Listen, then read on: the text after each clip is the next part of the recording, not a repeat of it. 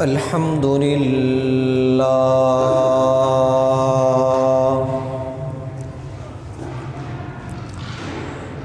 الحمد لله نحمده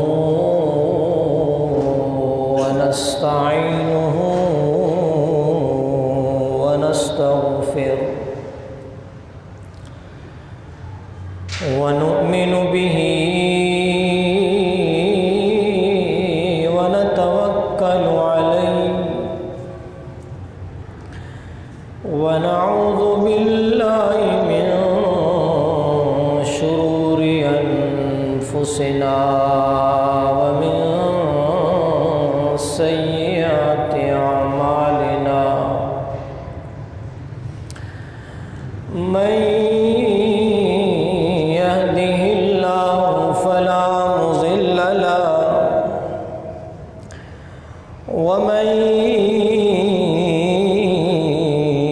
يضلله فلا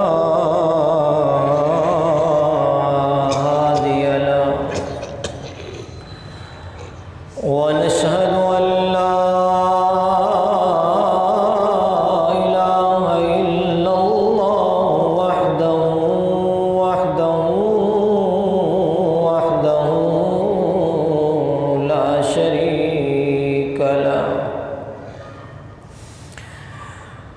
ونشهد أن سيدنا وسندنا ومرشدنا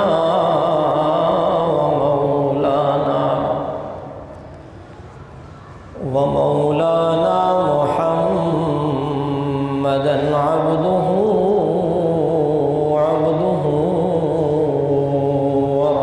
ورسوله وقد قال الله تبارك وتعالى في القرآن المجيد والفرقان الحميد أعوذ بالله من الشيطان الرجيم بسم الله الرحمن الرحيم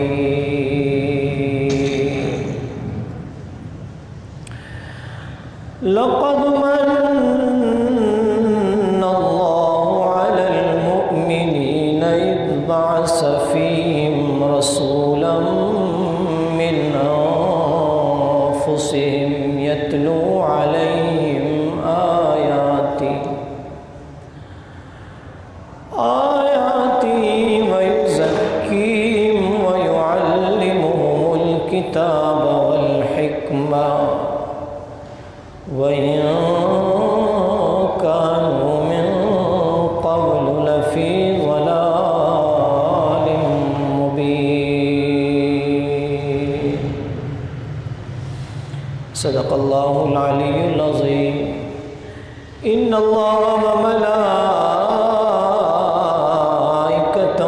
يصلون على النبي يا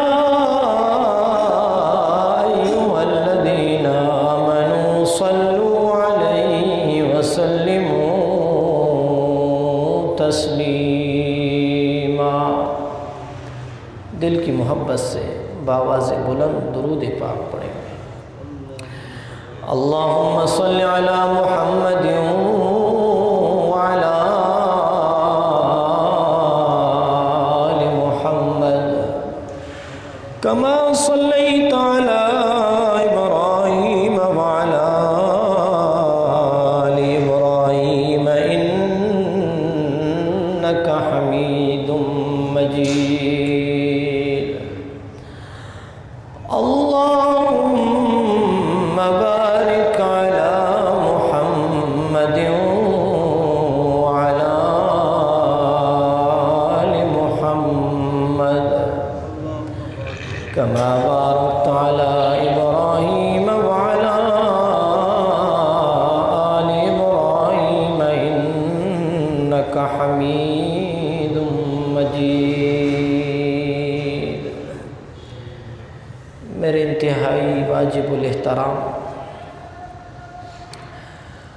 قابل صد احترام معزز ساتھیوں، بھائیوں، بزرگوں، میں نے آپ کے سامنے اللہ تبارک و تعالیٰ کے کلام قرآن مجید فرقان حمید میں سے ایک آیت تلاوت کی ہے۔ دعا کریں اللہ تبارک و تعالیٰ مجھے اور آپ سب کو عمل کرنے کی توفیق عطا فرمائے۔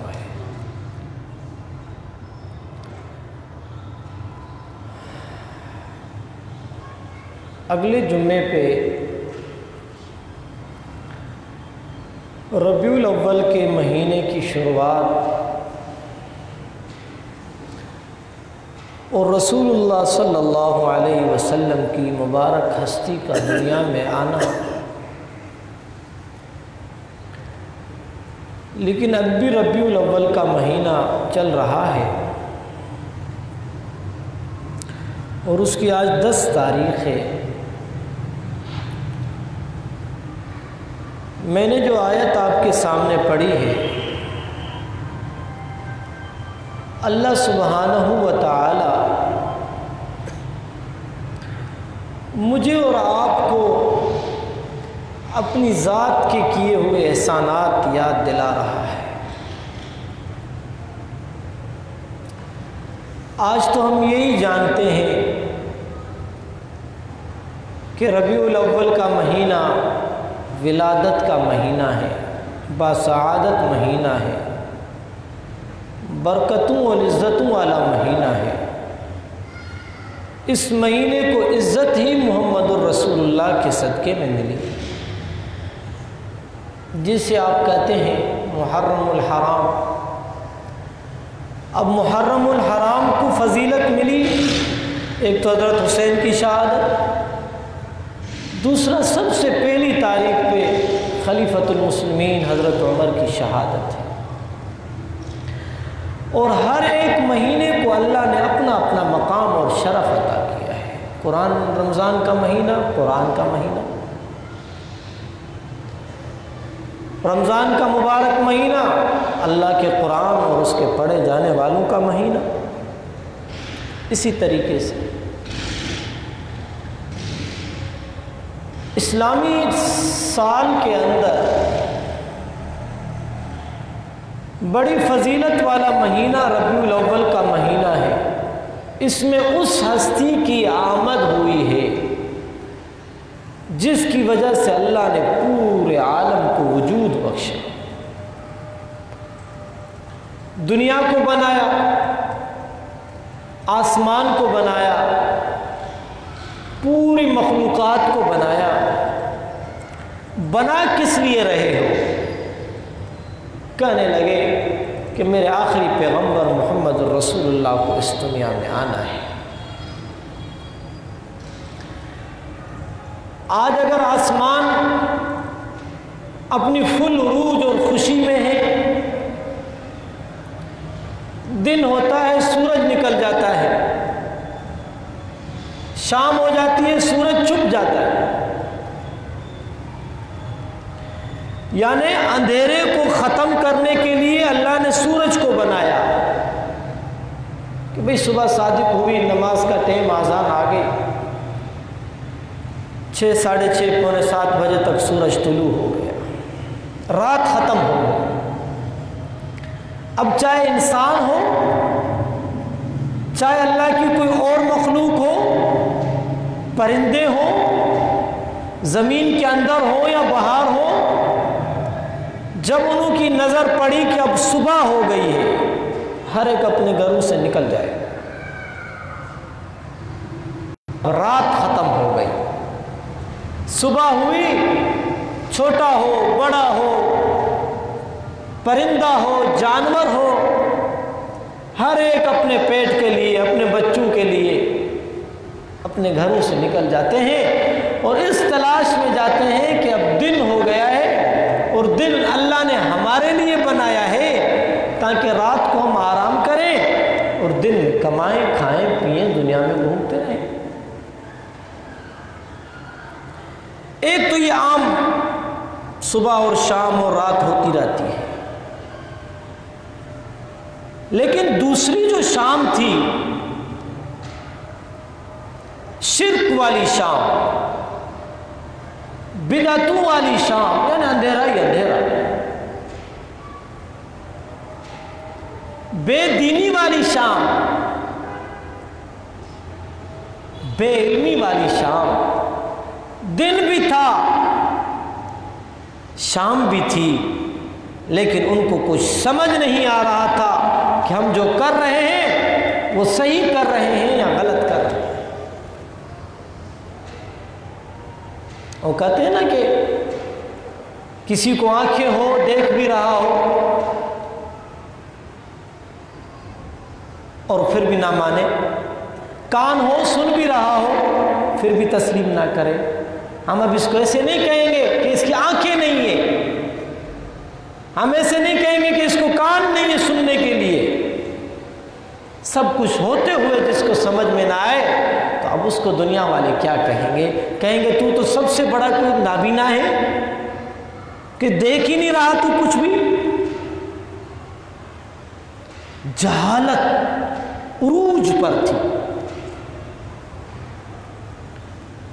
بے دینی عروج پر تھی، کیونکہ کوئی تھا ہی نہیں کہ جہالت سے نکالے اور روشنی کی طرف لائے۔ مشرکی عروج پر تھی، کیونکہ کوئی تھا ہی نہیں جو شرک سے بچا کے توحید پہ لائے۔ بے دینی کا عالم یہ تھا کہ ماں باپ کی شناس نہیں تھی، بچے اور بچیوں کا ادب اور اخلاق اور تمیز نہیں تھی، بے دینی ہے۔ آخر یہ بے دینی والی جو اندھیرا ہے، بے دینی والی جو رات ہے، بے دینی والی جو فضا ہے، آخر اس کو بھی تو ختم کرنا ہے نا۔ وہ کیسے ختم ہو؟ اب اس بے دینی والی رات کو ختم کرنے کے لیے اللہ نے ایک عظیم المرتبہ شخصیت، اعلیٰ مقام اور مرتبے والی شخصیت، دنیا میں اللہ کے بعد سب سے زیادہ مقام رکھنے والی شخصیت، میرے اور آپ کے پیغمبر حضرت محمد مصطفیٰ احمد مجتبیٰ،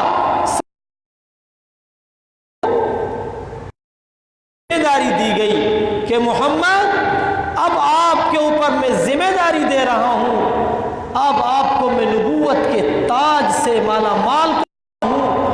اب اس بے دینی کو ختم کر کے دیندار بنانا، شرک سے ہٹا کے توحید پہ لانا، غیروں کے ماننے والوں کو ایک اللہ کی طرف لانا، پیغمبر یہ پوری مخلوق، پوری سب کچھ تیرے لیے۔ ذمہ داری کتنی بڑی! اور اللہ نے نبوت کے بعد سب سے پہلے کہا وانذر عشیرتک الاقربین، پیغمبر توحید کی دعوت دے دینا۔ پیغمبر سب سے پہلے وانذر عشیرتک الاقربین، جو آپ کے رشتہ دار ہیں، آپ کے عزیز و اقارب ہیں، ان کو ڈراؤ، ان کو بتلاؤ کہ اللہ کا حکم کیا ہے، اللہ کیا کہنا چاہتا ہے۔ بھائی اپنے مانیں گے تو بندہ آگے بڑھے گا نا۔ گھر کے اندر 5 بندے ہوں، 2 مانے 3 انکار کر کے کھڑے ہو جائیں تو یہ بندہ کیسے آگے ترقی کرے گا، آگے کیسے بڑھے گا؟ تو اللہ نے بھی نبوت دینے کے بعد یہ ذمہ داری دی کہ محمد سب سے پہلے اپنوں کو ڈراؤ میرے عذاب سے، اور میرے قبر اور آخرت کے عذاب سے ان کو ڈراؤ۔ اگر نبوت نہیں ہے تو نہ ماننے والے بھی صادق الامین ہونے کی گواہیاں دے رہے ہیں۔ نبوت نہیں ملی تو مکے کے اندر محمد کا بہت بڑا چرچا ہوا کرتا تھا، کفار، مشرکین، نہ ماننے والے، مخالف اپنی قیمتی زیورات اور اپنے جو ہیں امانتیں لا کے محمد کو دے دیتے تھے کہ یہ ہماری سنبھال کے رکھیں، کیونکہ ہمیں پورے مکے میں آپ سے بڑھ بڑھ کے کوئی امانت دار نظر ہی نہیں آتا، حالانکہ ماننے والے نہیں تھے، نبوت ملی ہی نہیں، کیونکہ اللہ کو ایک بڑا مقام دینا تھا، بڑا مرتبہ دینا تھا اس ہستی کو، اور نہ ماننے والے تعریفیں کر رہے ہیں مکے کے اندر کہ بھائی اگر آپ کو کوئی امانت، کوئی قیمتی سے قیمتی چیز رکھنی ہو امانت کے خاطر تو ایک محمد نامی بندہ ہے، اس کے حوالے کر دو، وہ خیانت کرنے والا بندہ ہی نہیں، سچا بھی ہے، بہت بڑا سچا ہے، بہت بڑا سچا انسان ہے۔ آخر پھر اختلاف کس چیز کا؟ پھر اپنے مخالفت کیوں کر رہے ہیں؟ اپنے انکاری ہو کے کیوں کھڑے ہو گئے؟ سب سے پہلے پتھر اپنوں نے کیوں مارے محمد کو صلی اللہ علیہ وسلم؟ جب نبوت سے پہلے اپنے ہی کہہ رہے ہیں کہ ہمارے جو بھتیجے ہیں محمد وہ سب سے زیادہ سچے انسان ہیں، اب ہوا کیا اچانک کہ ان کی پوری مشینری کا مشینری فیل ہو گئی، ان کی نظر سے وہ نظر چلی گئی، ان کے دماغ سے وہ سوچ چلی گئی، ان کے عقل سے وہ عقل چلا گیا کہ آج وہ اپنے کھڑے ہو کے محمد رسول اللہ کو پتھر مار، جنہوں نے ولادت میں بھی خوشی منائی، جنہوں نے ولادت پہ بھی بہت خوشیاں کی، کئی غلام آزاد کر دیے، پورے مکے کے اندر خوشی کی لہر آ گئی، آج وہی مخالف ہو کے وجہ کیا ہے، قصور کیا ہے، غلطی کیا ہے؟ محمد الرسول اللہ صلی اللہ علیہ وسلم کا قصور یہ تھا جب اللہ نے کہا کہ محمد اب آپ صرف محمد نہیں ہو، میرے پیغمبر بھی ہو، میں نے آپ کو رسالت کا تاج بھی پہنا لیا ہے، آج کے بعد آپ سب سے پہلے اپنوں کو بھی میرے کلمے اور میرے دین کی دعوت دو تاکہ یہ جو ہیں سارے آپ کے دین پہ آ جائیں اور ایک اللہ کو ماننے والے بن جائیں۔ قصور یہ تھا، بس کوئی ذاتی دشمنی نہیں تھی، کوئی ذاتی حساب کتاب نہیں تھا، قصور صرف یہ تھا کہ جب کہا کہ لوگوں لا الہ الا اللہ محمد الرسول اللہ پڑھو کامیاب ہو جاؤ گے، تو دنیا والے کھڑے ہو کے پتھر تو کیا مذاق کے اڑانے لگے کہ عجیب انسان ہے، ہمیں کہتا ہے کہ کلمہ پڑھو۔ فرق صرف یہ تھا ایمان کا، دین کا اور بے دینی کا۔ جس کو اللہ نے بچپن سے ہی پاک بنایا ہو، جس کو اللہ نے بچپن سے ہی معصومیت والی زندگی اور شرف سے نوازا ہو، اس محمد کو سب سے پہلے اپنے دکھا رہے ہیں۔ اور دنیا میں بھی یہی ہوتا ہے، ہمارے معاشرے میں بھی یہی ہوتا ہے، سب سے زیادہ تکلیف اپنے دیتے ہیں، یہ اس معاشرے میں یہی ہوتا ہے، سب سے زیادہ تکلیف ہوتے ہیں اپنے۔ اگر ہمارے ساتھ سچے ہو جائے نا تو لوگ ہمیں کچھ بھی نہیں کر سکتے۔ آج اگر ہم کسی کو آگے بڑھتے دیکھتے ہیں تو سب سے پہلے اس کی ٹانگ کھینچنے والا اس کے گھر کا بندہ ہوتا ہے، ارے تو کہاں آگے بڑھنے کی کوشش کر رہا ہے؟ اگر ہم آج ہمارے اپنے سچے ہو جائیں اور کسی کو آگے دیکھ کے خوش ہو جائیں کہ اللہ نے اس کو نواز دیا ہے، اللہ نے اس کو اپنے غیب سے عطا کر دیا ہے، اللہ تیرا شکر ہے، اس کو بھی تو نے دیا ہے، اس کے صدقے ہمیں بھی کھلاتا پلاتا۔ شکر نامی کوئی چیز نہیں،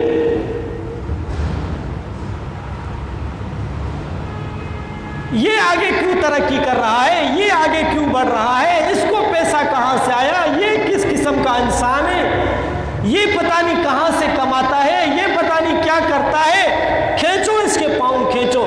سب سے پہلے جو ہے پاؤں کھینچنے والے اپنے گھر کے افراد ہوتے ہیں۔ پھر مجھے بتاؤ یہ بندہ باہر نکل کے کیا لوگوں کو بتائے گا، کیا دعوت دے گا، کیا بات کرے گا، جب اس کے دشمن اس کے اپنے بن چکے ہیں۔ یوسف علیہ السلام کو کس نے بازاروں میں بیچا تھا؟ مصر کے بازار میں یوسف لیلام ہو رہا ہے، بیچنے والے کوئی غیر تھوڑی تھے، اپنے بھائی تھے، سگے بھائی تھے۔ وہ کہتے ہیں نا کہ اگر خون کے رشتوں میں وفا ہوتی، اگر خون کے رشتوں میں وفا ہوتی تو یوسف مصر کے بازاروں میں نہ بکتا۔ کوئی غیر دشمن تھوڑی آئے تھے، باپ کے ساتھ غلط بیانی کر رہے تھے کہ ابا جان ہمیں تو بھائی کا پتہ ہی نہیں ہے، ہم نے تو اس کو دیکھا ہی نہیں ہے۔ لا کے اس کو مصر کے بازاروں میں لیلام کر کے بھیج دیا، بولا یہ لو، ابو پوچھے گا ہم دیکھتے ہیں۔ ابو رو رہا ہے، پریشان ہے، یہ سچائی نہیں کر رہا ہے۔ یوسف علیہ السلام جیسے عظیم ہستی کو جب نہیں چھوڑا، وہ کوئی باہر کے کسی قوم اور قوم کے لوگ نہیں آئے تھے بیچنے کے لیے، اپنے ہی تھے، اپنے بھائی تھے، سگے بھائی تھے۔ آج وفا کا عالم یہ ہے، ایک باپ کے بیٹوں کی وفا کا عالم یہ ہے۔ ہم تو پتہ نہیں کتنا زمانہ بعد میں آئے ہیں۔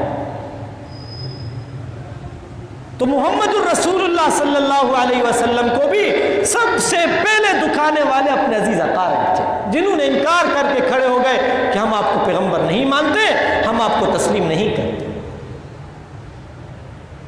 کوئی قصور نہیں تھا کہ یہ کہا لوگوں قولوا لا الہ الا اللہ تفلحوا، کامیاب ہو جاؤ گے۔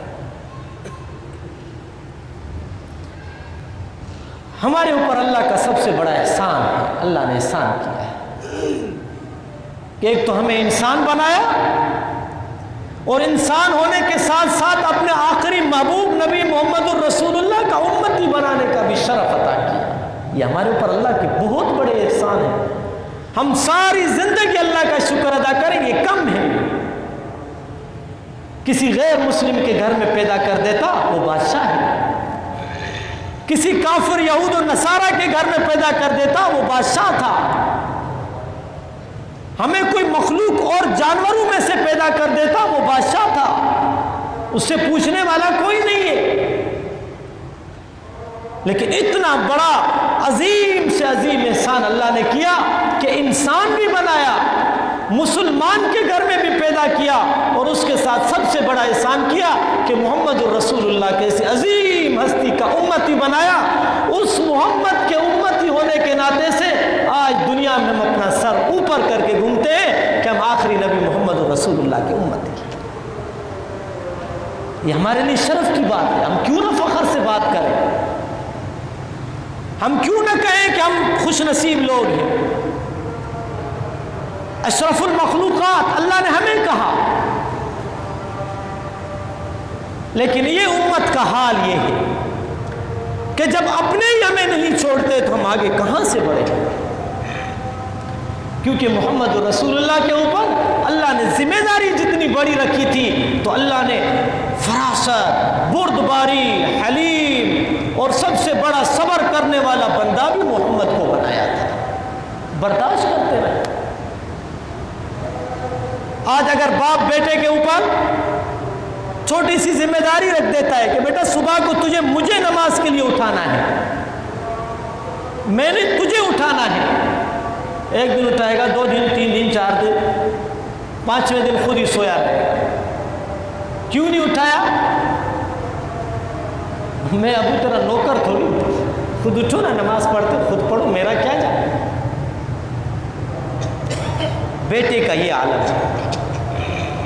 لیکن اللہ نے محمد الرسول اللہ کو اتنا بڑا بردبار شخص، حلیم بنایا تھا کہ دنیا کے سارے بردبار میں محمد کے قدموں پر قربان کر۔ یہ تو کچھ ہی نہیں۔ پوری دنیا کے سارے حسین اپنے حسن کی دعویٰ کرنے والے،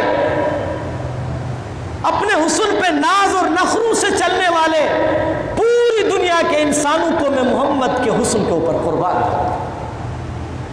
کوئی ایسے عام انسان تھوڑی تھے۔ محمد الرسول اللہ میرے اور آپ جیسے تھوڑی تھے۔ ہم دن میں جھوٹ بولیں، دن میں غیبت کریں، دن میں کسی کے خلاف گلا کریں، کسی کو دکھائیں، کسی کے ناراض کریں، ہمارا تو یہ حال ہے۔ ہمارا تو یہی حال ہے نا۔ تو میرے عزیز دوستو،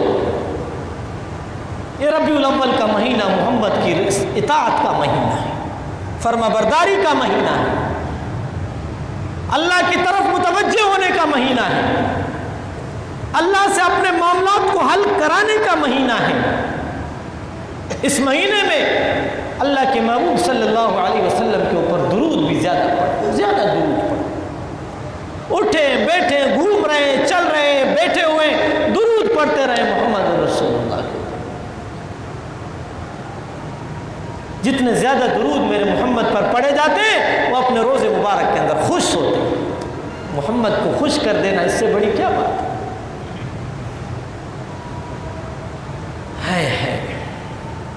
تو میرے عزیز دوستو، بھائی بزرگ، اللہ نے امت کے اوپر احسان کیا ہے، بہت بڑا احسان کیا، امت پہ قدری ہے۔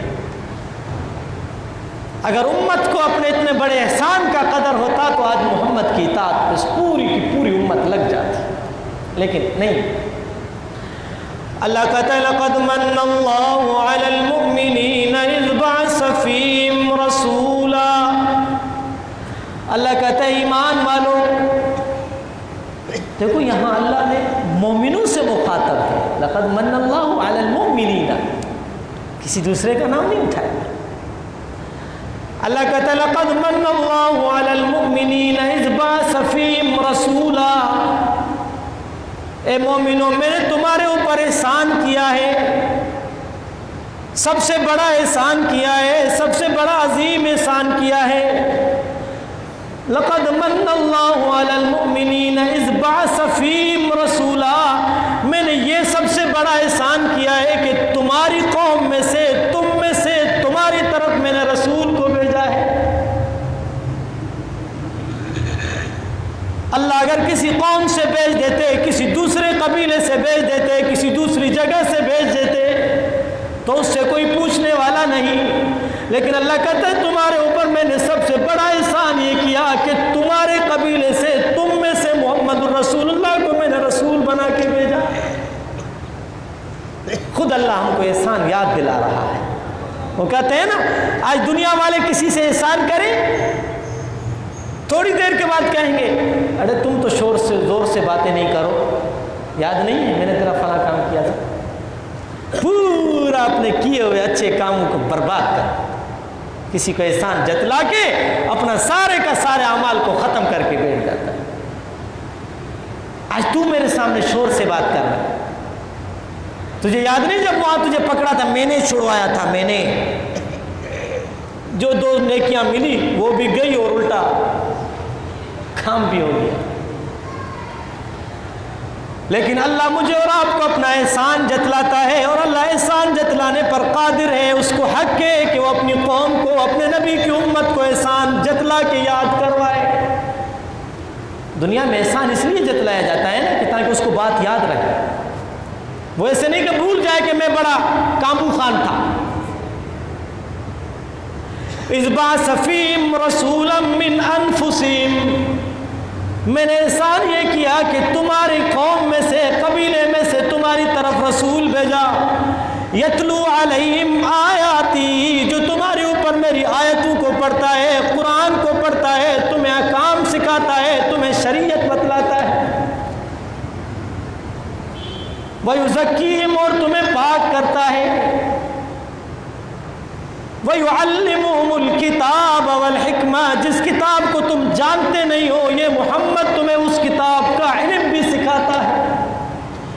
وَيُعَلِّمُهُمُ الْكِتَابَ وَالْحِكْمَةَ، اتنا بڑا احسان میں نے کر دیا۔ اللہ نے مجھے اور آپ کو احسان جتلا کے مجھے تھوڑا سا احساس دلایا کہ کہاں چلے گئے ہو، میں نے تمہارے اوپر احسان کیا ہے، یہ تمہارا کمال نہیں ہے، اس میں تمہارا کوئی کمال نہیں ہے کہ ہم بڑے وہ ہو گئے۔ اللہ کہتا ہے یہ میں نے احسان کیا ہے، نہ کرتا تو میرے سے کوئی پوچھنے والا بھی نہیں تھا، یہ تو میں نے احسان کیا، جو رسول بھی تمہاری طرف سے تم میں سے ہی بھیج تھی۔ وَإِن كَانُوا مِن قَبْلُ لَفِي ضَلَالٍ مُبِينٍ، اللہ کہتا ہے اس رسول کو بھیجنے سے پہلے آپ تو ظاہری دیکھنے والی، نظر آنے والی بے دینی کے اندر تھے، گمراہی میں پڑے ہوئے تھے، تمہیں تو کچھ پتہ ہی نہیں تھا، تمہیں تو اپنوں کی پہچان ہی نہیں تھی، تمہارے اندر ماں بہن بیٹی کا تو قدر ہی نہیں تھا، تمہارے اندر چھوٹے اور بڑے کی تو عزت ہی نہیں تھی، تم پہلے گمراہ تھے، میں نے احسان کیا کہ آپ کی قوم میں سے، آپ میں سے ایک رسول بنا کے بھیجا۔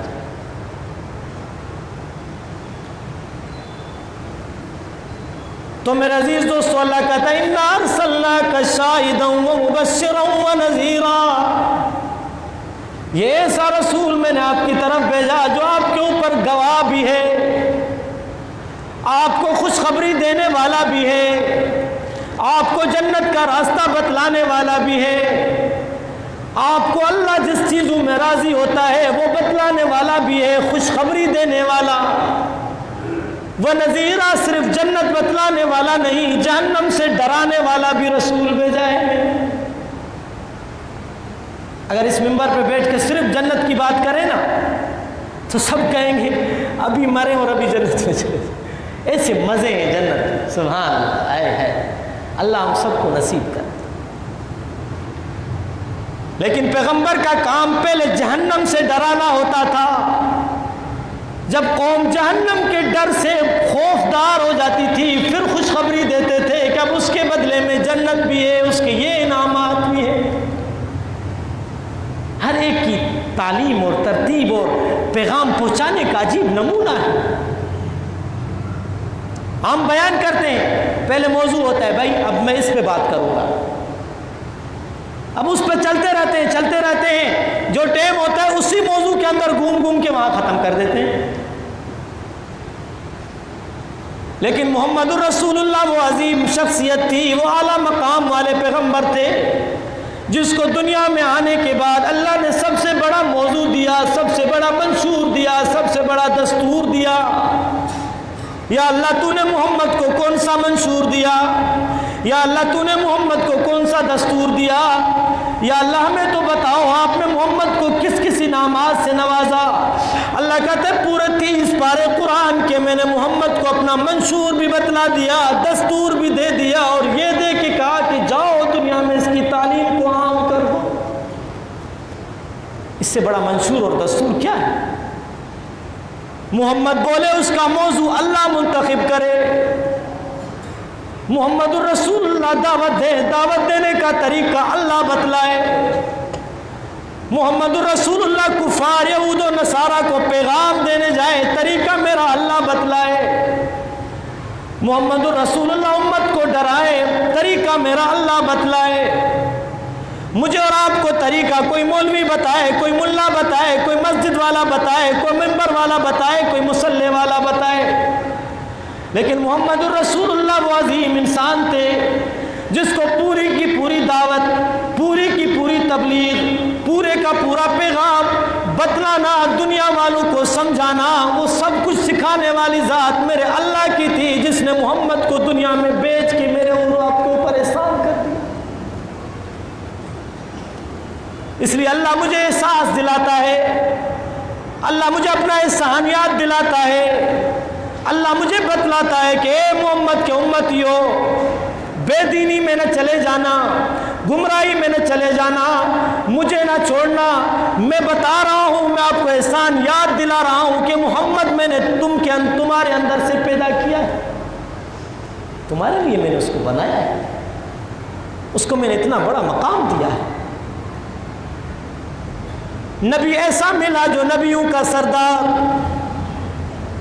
اور اللہ نے آخری نبی کو جو کتاب دیا وہ کتابوں کا بھی سردار، جو قرآن میرے نبی پر اترا وہ قرآن تمام کتابوں سے، دنیا کے تمام کتابوں سے مرتبے اور مقام میں کئی گنا آگے چلا گیا۔ دنیا کے ہر کتاب کو کھولو، دنیا کے ہر منشور کو کھولو، دنیا کے ہر دستور کو کھولو، دنیا کے کسی لکھے ہوئے بڑے بزرگ کے کتاب کو کھولو، آپ کو غلطی بھی نظر آئے گی، آپ کو عیب بھی نظر آئیں گے، آپ کو اس میں مشکلات اور تکلیفیں بھی نظر آئیں گی۔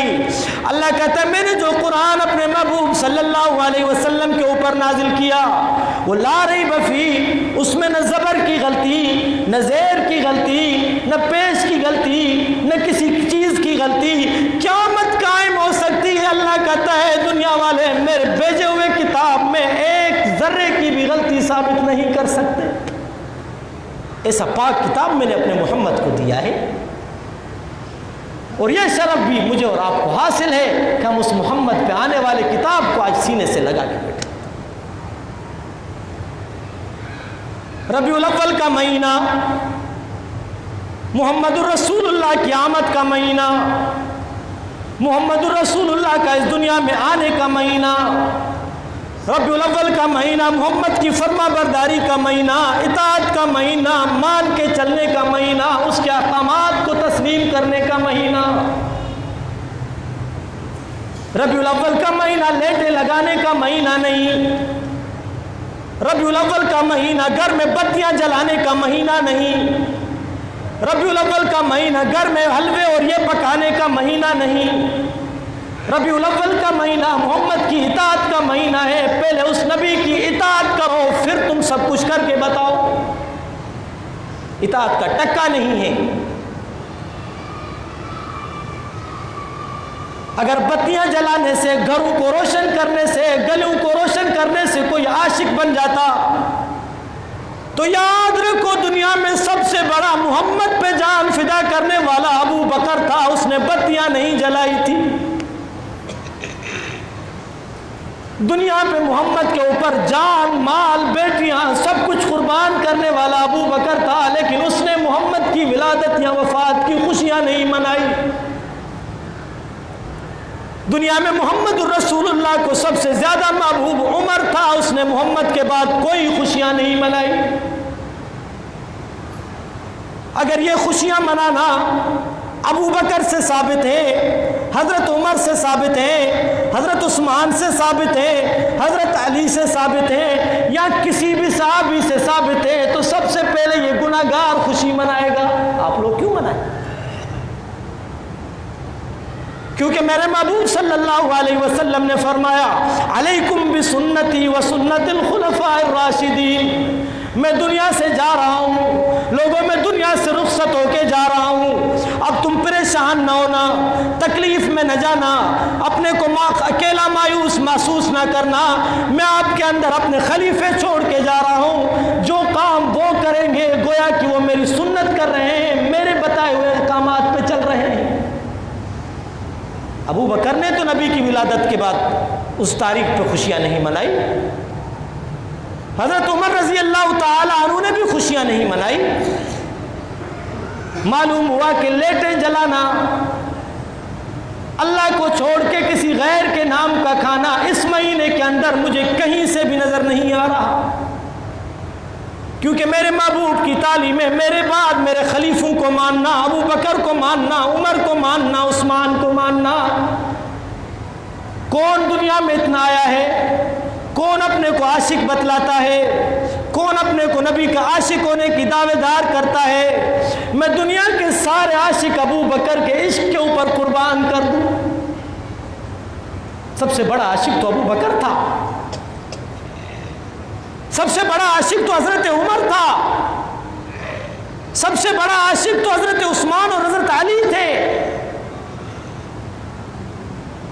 مجھے ان کا درس یہ ملتا ہے کہ ربیع الاول کے مہینے میں صبر کرنا، ربیع الاول کے مہینے میں محمد کے اوپر درود زیادہ پڑھنا، ربیع الاول کے مہینے میں محمد الرسول اللہ کو زیادہ سے زیادہ یاد کرنا، اس کی سنت کو زیادہ سے زیادہ اپنانا.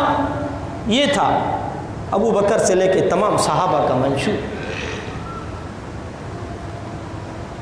تو میرے عزیز دوستو، ربیع الاول کا مہینہ ہمیں ان سارے رسومات اور بدعات سے روکنے کا مہینہ ہے. 15 دن کا عاشق، 20 دن کا عاشق، 30 دن کا عاشق اور نبی کا عاشق ہونے کی دعویٰ کرتا ہے. عاشق تو وہ ہے جو 12 مہینے محمد الرسول اللہ کی ایک ایک سنت پہ اپنی زندگی گزارے، اس کو عاشق کہا جاتا ہے. عاشق بننا کوئی معمولی بات ہے؟ عشق کرنا کوئی معمولی بات ہے کہ بس نام سے بول دیا میں عاشق ہو گیا؟ ابو بکر نے محمد الرسول اللہ کے لیے سب کچھ کو قربان کر دیا. عاشق نام اس کا ہے کہ نہ جان کی پرواہ کرے، نہ مال کی پرواہ کرے، نہ بیوی بچوں کی پرواہ کرے، آگے بس اس کی ذات کو دیکھے اور کہے کہ آپ کا چہرہ ہو، میں آپ کو دیکھتا رہوں دیکھتا رہوں دیکھتا رہوں۔ عاشق یہ ہوتا ہے۔ دنیا کے انسان اگر کسی سے پیار اور محبت اور عشق کرتے ہیں، تھوڑے سا ادھر ادھر ہو جائے جوتے مارے گا اس کو کھڑے ہو کے، بولے گا تو کسی کام کا نہیں۔ لوگ کیا اس کو ہار پہنائیں گے کہ تو نے اچھا کام کر دیا؟ تو میں اس طریقے کا عاشق ہوں جس طرح حضرت ابو بکر نے محمد الرسول اللہ سے عشق کیا تھا، ہم بھی وہی عاشق ہیں۔ ہم محمد الرسول اللہ کو ایک مہینہ نہیں پوری زندگی مانتے ہیں، ہم وہ عاشق ہیں۔ ہم محمد الرسول اللہ کو 15 دن نہیں پوری مرتے دم تک محمد کو مانتے ہیں، ہم وہ عاشق ہیں۔ عاشق تو وہ ہوتا ہے جو آخر تک وفا کر کے جائے۔ ربیع الاول کا مہینہ، محمد الرسول اللہ کی ولادت۔ اب بعض لوگ کہتے ہیں کہ 12 ربیع الاول نبی کی ولادت کا دن ہے، حالانکہ یہ ایسی کوئی بات نہیں۔ بعض علماء اکرام کا یہ رائے ہے کہ 8 تاریخ ہے یا 9 تاریخ نبی کی ولادت ہوئی ہے، اور جمہور علماء اکرام کا یہ متفقہ فیصلہ ہے کہ نبی کی جو ولادت ہے 9 تاریخ ہے، غالباً ہاں 9 تاریخ پہ۔ 12 کی تو بات ہی نہیں۔ 12 کی یہ بات ہے کہ دنیا سے پردہ جب کیا ہے وہ 12 ہے، اس پہ سب کا اتفاق ہے۔ پتہ ہی نہیں ہے، بس 12 ربیع الاول 12 ربیع الاول 12، یعنی نبی دنیا سے جا رہے ہیں، لوگ خوشیاں منا رہے ہیں۔ واہ واہ واہ واہ، باپ مر جائے بیٹا خوشیاں منائے، یہ بھی کوئی طریقہ ہے؟ لوگ کیا کہیں گے، یہ کوئی وفادار بیٹا تھا؟ کہیں گے یہ تو باپ سے تنگ تھا کہ چلا گیا۔ محمد دنیا سے پردہ لے کے جا رہے ہیں، مجھے اور آپ کو یتیم کر کے جا رہے ہیں۔ محمد کے جانے کے بعد جبرائیل کا آنا بند ہو گیا، قرآن کا اترنا بند ہو گیا۔ اتنا بڑا صدمہ ہمیں مل رہا ہے اور ہم خوشیاں منا رہے ہیں۔ بس وہ کہتے ہیں نا، قالوا انا وجدنا آباءنا، ہم نے باپ دادا پر دادا کو دیکھا تھا اس لیے ہم کرتے آ رہے ہیں۔ کرتے رہو بابا، آنکھیں بند ہوگی پتہ چل جائے گا۔ آخری ایک چھوٹا سا واقعہ، طفیل بن عمر دوسی ایک صحابی ہے رسول اللہ صلی اللہ علیہ وسلم۔ مکۃ المکرمہ کے اندر محمد الرسول اللہ صلی اللہ علیہ وسلم کے اوپر کفار کی مذاق اور ٹھٹولے اور مشکریاں ہوا کرتی تھی۔ اتنے میں طفیل بن عمر دوسی کسی قوم کا بڑا سردار تھا اور ایک بہت بڑا شاعر بھی تھا۔ ابو جہل کو پتا چلا کہ وہ مکے میں گھومنے کی نیت سے، چکر لگانے کی نیت سے آ رہا ہے۔ ابو جہل نے اپنے ساتھیوں کے ساتھ مشورہ کیا، اپنے ساتھیوں کے ساتھ ایک بیٹھک لگائی اور کہنے لگا کہ یہ بہت بڑا سردار ہے، ہمیں پتا چلا ہے کہ یہ مکے کے اندر آ رہا ہے، سیر کرنے کی نیت سے، گھومنے کی نیت سے آ رہا ہے۔ ایسے نہ ہو کہ اس کی نظر، ایسے نہ ہو کہ اس کے منہ پہ محمد چڑھ جائے، مسلمانوں کا پیغمبر چڑھ جائے، یہ بھی ہمارے ہاتھ سے نکل جائے گا۔ ابو جہل نے میٹنگ کی، میٹنگ کرنے کے بعد یہ کہا کہ ہم ایسے کرتے ہیں، جب اس کا مکے کے اندر داخل ہونے کا دن ہوگا، میں اپنی پوری ٹیم کو لے کے اس کا استقبال مکے سے باہر جا کے کروں گا کہ بھائی ویلکم، آپ ہمارے وطن آئے ہو، ہم آپ کو خوش آمدید کہتے ہیں۔ جب پتا چلا ابو جہل کو طفیل بن عمر دوسی آ رہے ہیں، اپنے وفد کو لے کے اس کا استقبال کیا۔ استقبال کرنے کے بعد اس کو ویلکم کیا اور لے کے آئے اپنی بیٹھک کے اوپر۔ وہاں بیٹھ کے باتیں کرتے ہیں، یار بات یہ ہے آپ بہت بڑے سردار بھی ہو، بہت بڑے شاعر بھی ہو، اپنے کو بڑے سنجیدہ بندے لگ رہے ہو، لیکن یار میں آپ کو ایک بات بتاؤں، خیر خواہی کی بات بتا رہا ہوں، میرا حق بنتا ہے کہ میں اپنے مہمان کو سب کچھ بتاؤں۔ وہ کہتے ہیں نا مردہ زندوں کے حوالے ہوتا ہے، مردہ زندوں کے حوالے ہوتا ہے، ان کی مرضی ہے اس کو قبر میں پھینکیں، پانی میں پھینکیں، جدھر رکھیں، جنازہ پڑھے نہ پڑھے، مردہ ہے، وہ زندوں کے کندھوں پر ہے۔ تو اس نے کہا یار واقعی بات صحیح کر رہے ہو، میں تو یہاں آیا ہوں، میں تو مہمان ہوں، میں آپ کے کندھوں پہ ہوں، جہاں بولو جیسے بولو حاضر۔ تو ابو جہل بہت بڑا نام ہے بھائی، تو جیسے کہہ رہا ہے میں نہیں مانوں گا۔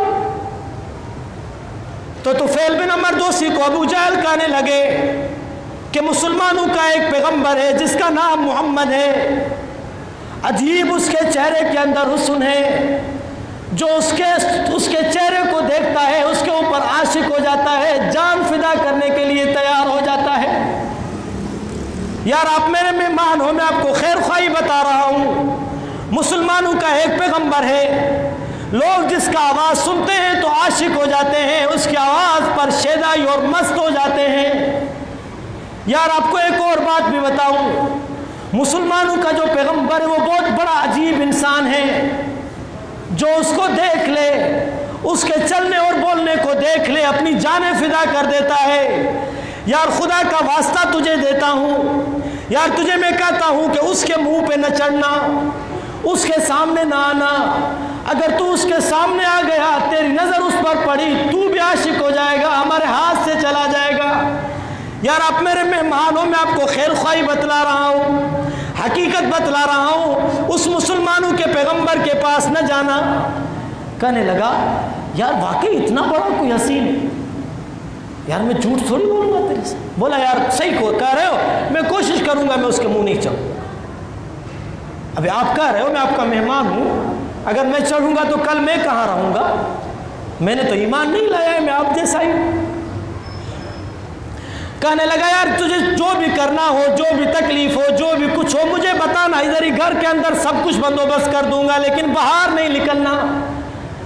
ایسے نہ ہو کہ مسلمانوں کے پیغمبر کی نظر آپ پر پڑ جائے، آپ کی نظر اس پر پڑ جائے، آپ چلے جاؤ گے، آپ کو خرید لے گا، آپ کو بالکل فدا کر دے گا۔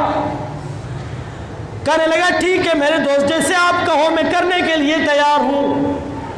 آخر رات ہو گئی، رات ہونے کے بعد سو گئے، وہ اپنے گھر پہ سو گیا، مہمان باہر سویا ہوا ہے۔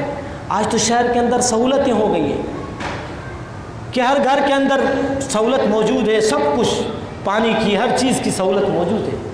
پہلے ایسے نہیں ہوتا تھا، دیہات میں ابھی بھی ایسے ہی لوگ ایسے باہر چلے جاتے تھے، پھر جہاں پہنچے۔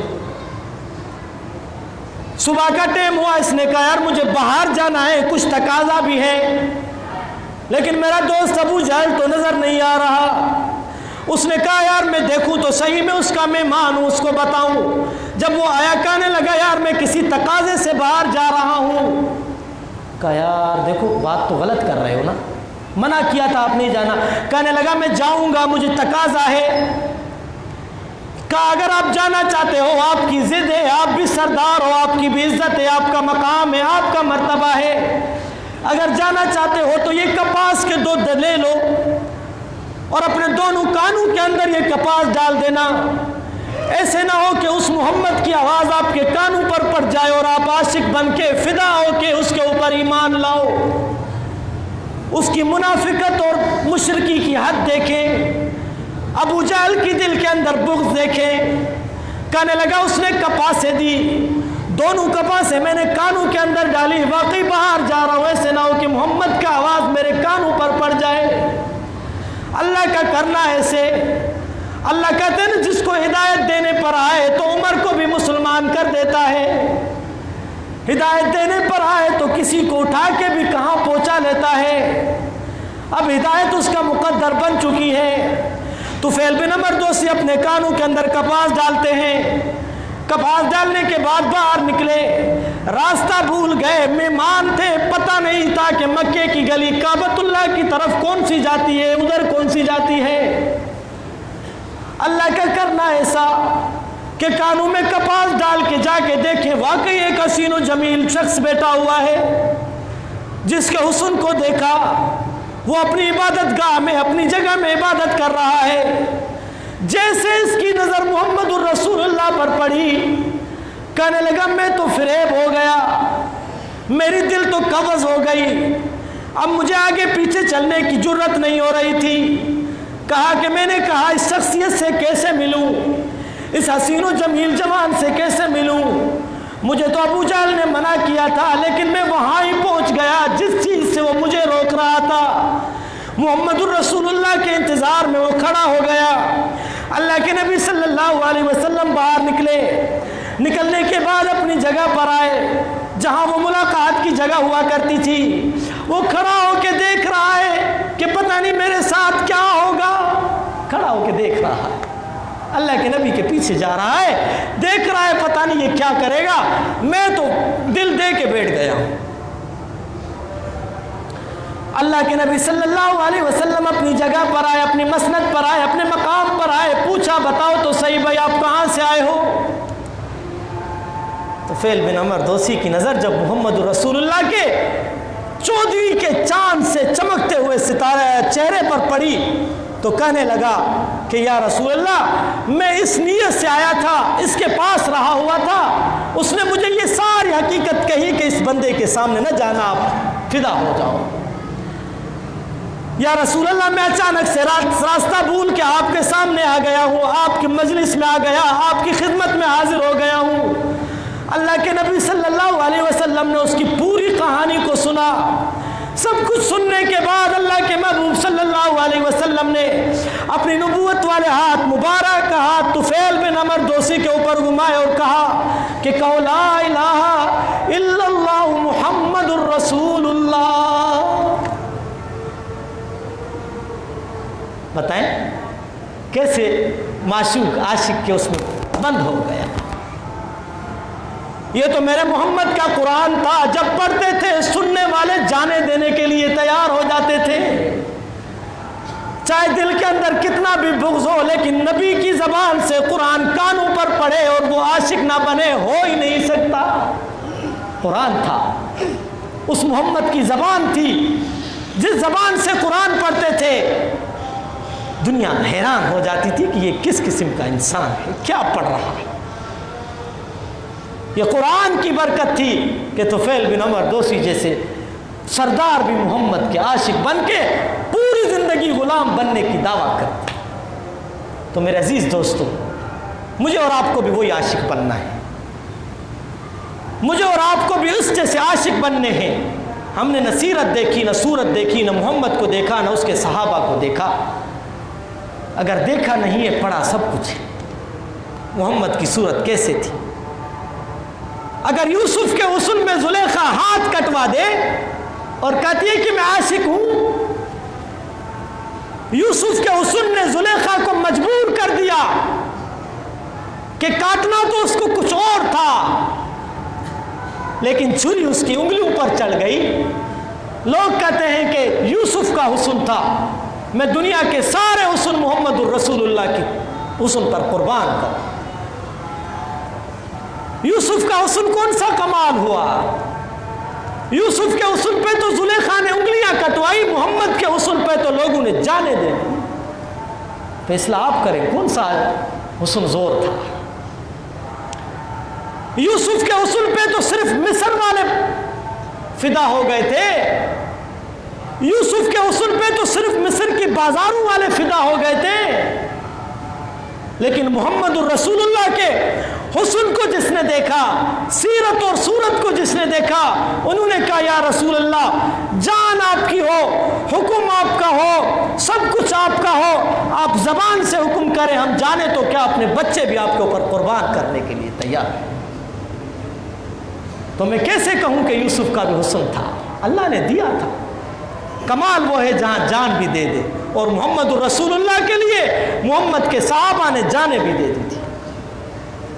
تو میرے عزیز دوستو، بھائیو، بزرگوں، ربیع الاول کے مہینے میں محمد کی سیرت اور صورت کو اپنانے کا مہینہ ہے، محمد کے طریقے کو اپنانے کا مہینہ ہے، محمد نے جس چیز کا حکم کیا ہے وہ کرنے کا مہینہ ہے، محمد نے جس چیز سے روکا ہے اس چیز سے رکنے کا مہینہ ہے۔ اے جنت تجھ میں حور و قصور رہتے ہیں، اے جنت تجھ میں حور و قصور رہتے ہیں، میں نے مانا ضرور رہتے ہیں۔ کسی عاشق نے بہت خوب کہا کہ جنت تجھ میں حور و قصور رہتے ہیں، میں نے مانا ضرور رہتے ہیں۔ اے جنت میری دل کا طواف کر، میرے دل میں حضور رہتے ہیں۔ وآخر دعوانا